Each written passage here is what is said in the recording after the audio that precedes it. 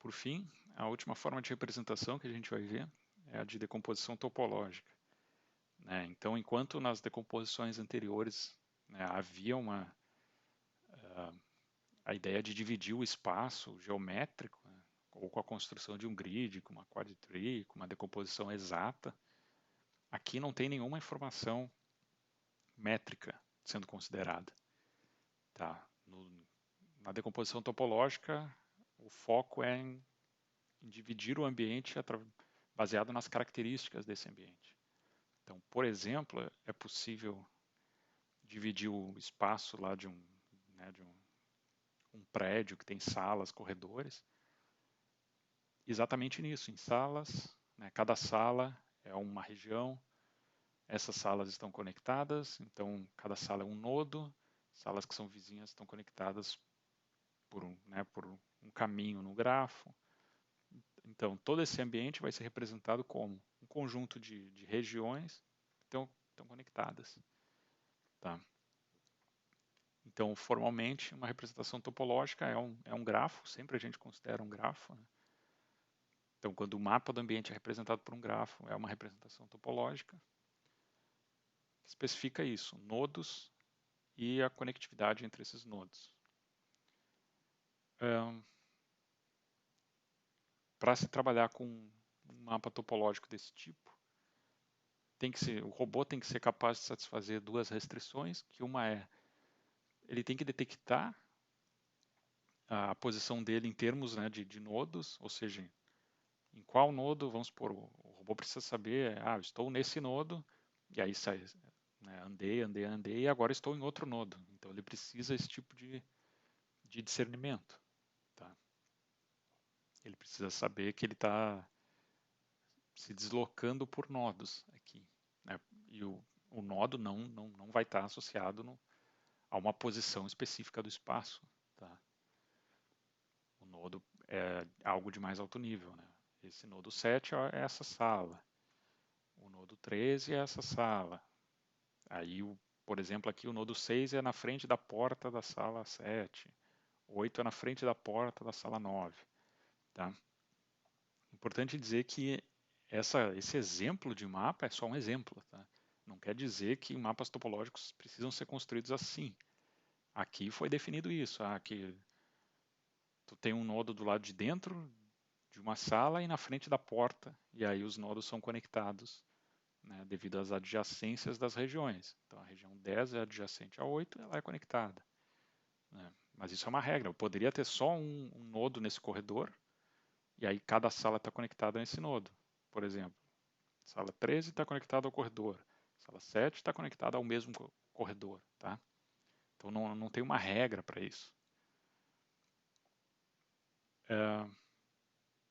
Então, mas o robô precisa ser capaz de identificar em que nodo que ele está, ou que ele mudou de nodo, e ele precisa achar modos de navegar entre nodos. Por exemplo, eu tenho um robô na sala 7, eu quero que ele vá à sala 13. Tá? Se eu tenho um mapa do ambiente assim, eu consigo calcular. O caminho do 7 ao 13 vai do 7 para o 6, para o 8, para o 10, para o 12 e para o 13. Mas como que ele faz isso? Como é que ele sai do 7 para o 6? Aí o robô, por si próprio, vai ter que ter um método para achar, bom, do 7 para o 6 eu tenho que passar por uma porta, vou ter que detectar a porta, andar no meio do espaço da porta e assim por diante. Então, geralmente, se tu trabalha com um mapa topológico, tu vai ter que ter alguma coisa auxiliar aí, vai ter que usar alguma estratégia para desvio de obstáculos, ou vai construir um mapa local, por exemplo, com uma grade de ocupação, né, que é só ao redor do robô para desviar dos obstáculos, passar pelas portas e tal. Porque só a decomposição topológica não te facilita, não te dá nenhuma informação quanto a isso. Tá? E aí a questão é, quanto mais longe das informações métricas tá esse mapa topológico, né, quanto mais de alto nível mais difícil é de o robô conseguir satisfazer essas restrições. Tá? Então, Quanto mais longe é o teu mapa topológico, mais tu vai precisar de coisas auxiliares para poder navegar de forma segura e tal, cumprir a tarefa desejada. Um exemplo de decomposição topológica são os chamados roadmaps. Tá? Roadmap é simplesmente um grafo gerado sobre o espaço livre. Tá? Então, aqui ó, ele representa, né, a conectividade do espaço livre, vai ter um monte de nodos, né, dentro do teu espaço livre, e os nodos que são adjacentes, que são navegáveis de um para o outro, que são diretamente navegáveis, eles vão ter né, uma aresta conectando eles. Tá? Então isso aqui, esse exemplo é um roadmap, não deixa de ser um roadmap. Mas é um possível, existem vários, né, inúmeros roadmaps possíveis em cada ambiente. A ideia de roadmaps é que quando tu constrói um roadmap, aí a gente vai ver em umas aulas lá para frente, a geração de roadmaps probabilísticos, então, é que com esse grafo tu consegue, se o teu grafo cobre todo o espaço navegável, tu consegue achar os caminhos, tu consegue planejar caminhos para o robô, só considerando o grafo. E aí tu pode esquecer o teu mapa, desde que ele represente bem, né, o ambiente. Tu pode esquecer o mapa e trabalhar sobre o roadmap. Então ele te gera um conjunto de caminhos padronizados. Roadmaps, aí sim, cada nodo vai ter uma informação métrica. Tá? Então vai ser que nem os grafos de antes, ali visto na decomposição exata. Então o nodo tem uma dada posição. E aí sim, aí é fácil né, de fazer o robô navegar por cima desse grafo, já que tu sabe as posições. Tá? Mas aí mais para frente a gente vai analisar roadmaps. A questão é, tem diversas formas de grafos que podem ser usados como roadmaps, tá? Como grafos de visibilidade. Então, grafos de visibilidade tem nos métodos de estado da arte, de slam visual. Né? Eles usam nodos, ou seja, regiões do ambiente associadas às mesmas observações, ou seja, que têm a mesma visibilidade e são conectados. Então, esses são grafos de visibilidade. E outra forma é diagramas de Voronoi. Tá? Diagrama de Voronoi eu vou comentar aqui porque é muito interessante, é algo que a gente usa muito. Tá? No nosso grupo a gente usa bastante. Porque para robótica ele é muito interessante. Tá? Voronoi né, o diagrama de Voronoi não é um negócio da robótica, né, é um algoritmo geométrico, né, pode ser usado para computação gráfica, um monte de outras áreas.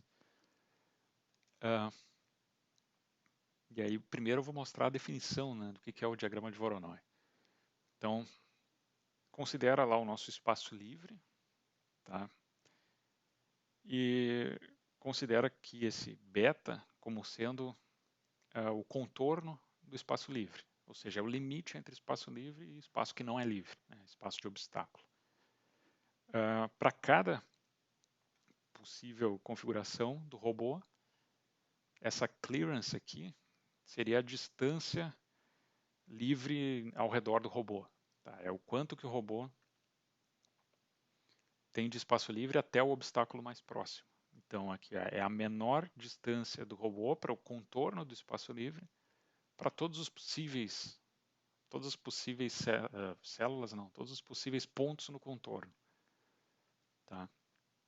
Na prática, o que isso aqui te dá é distância para o obstáculo mais próximo. Tá? Essa clearance. E aí aqui near, que seria, né, o ponto mais próximo o obstáculo mais próximo de uma configuração qualquer que é qual o ponto no contorno do espaço livre, cuja distância do robô para esse ponto é a menor possível. Então é o ponto mais próximo do robô. O diagrama de Voronoi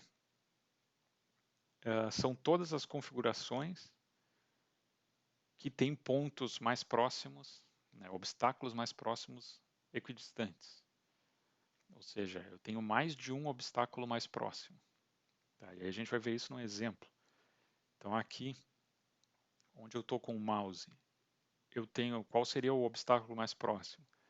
Pode ser aqui, nessa distância, mas aqui a mesma distância. Então eu tenho dois pontos na mesma distância. Então esse ponto que eu estou é um ponto do diagrama de Voronoi. Se eu vier para o lado, por exemplo, aqui, qual é o obstáculo mais próximo? É aqui. E é só um. Né? Qualquer outro obstáculo do ambiente é mais distante que esse. Então o diagrama de Voronoi te gera isso. Te gera o conjunto de pontos que tem pelo menos dois pontos de obstáculos mais próximos possíveis com o mesmo valor. Né? Então tem dois obstáculos equidistantes dele. Por que isso é interessante na robótica? Porque o diagrama de Voronoi aponta a região do ambiente mais distante de obstáculo. Ou seja, a região do ambiente mais segura, né? A mais longe de uma possível colisão. Tá? Então, o Voronoi vai consistir numa coleção de arcos que podem ser retos ou curvos. Né? Arcos retos como esses aqui acontecem quando os dois pontos mais próximos, dois ou mais pontos, pertencem, né, a retas, né, nesse caso aqui.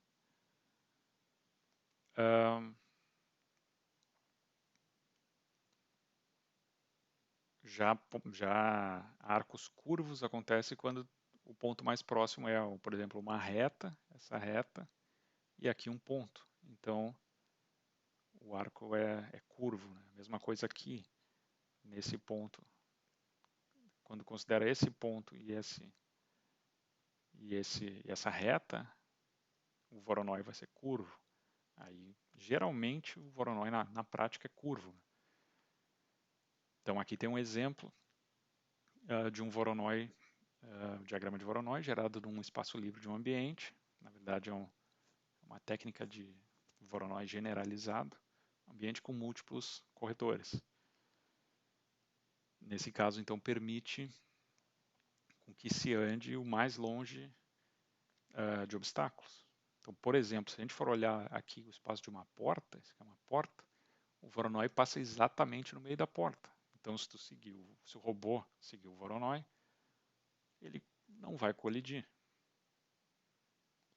Então, aqui, qual o caminho desse ponto Q1 para esse ponto Q2, usando o Voronoi? Se tu tem um Voronoi, o que tu pode fazer é vai no menor caminho possível até o Voronoi e depois segue o Voronoi. Esse caminho, enquanto o robô estiver em cima do Voronoi, é o mais seguro possível. Na verdade, o caminho todo é o mais seguro possível. Né? Ele se afasta do obstáculo, vai o mais longe possível de obstáculos e depois volta para o ponto desejado. Então, o Voronoi está sendo usado como um roadmap. Okay? O planejamento de caminhos no Voronoi vai ser completo, então por isso o Voronoi é muito interessante. Né? Ou seja, se existe um caminho no espaço livre, ele vai existir no Voronoi, tá? Mas o caminho do Voronoi é longe do ótimo. Esse é um dos problemas. Esse caminho aqui não é o caminho mais curto para sair de Q1 e chegar em Q2, mas é o mais seguro. Tá? Tem esse problema que eu falo aqui, né? Então, se tu tem né, um robô que tem sensores limitados, né, um alcance limitado, o Voronoi talvez não seja o mais interessante. Por quê? Porque ele vai ir para o mais longe possível dos obstáculos. E aí, se tu for para longe, muito longe de um obstáculo, e aí tu está mais longe do que tu consegue medir com os teus sensores, o teu robô pode se perder. Tá? Aí o teu mapeamento vai ficar ruim, tudo que tu for fazer pode dar errado. Né? Mas uma das vantagens, que é o último ponto, é que o fato do Voronoi ser né, caminhos curvos, geralmente suaves, te permitem fazer com que tu construa estratégias simples usando controle para o robô seguir seguir o Voronoi, né? Então é bem tranquilo de fazer o robô seguir o Voronoi com regras simples de controle para seguir o caminho. Tá? Então tem os seus pontos positivos. E aí, falando, né, genericamente sobre o que a gente usa de Voronoi, geralmente é para construção de um roadmap que cubra todo o espaço. Então, trabalhos do nosso grupo de exploração, né, de navegação por mapas, a gente usa geralmente um Voronoi generalizado que te gera todos os possíveis caminhos, né? Então, e aí em cima disso a gente trabalha. É interessante, claro, mas tem essas fraquezas aqui, ok? Então essa aula era isso, pessoal.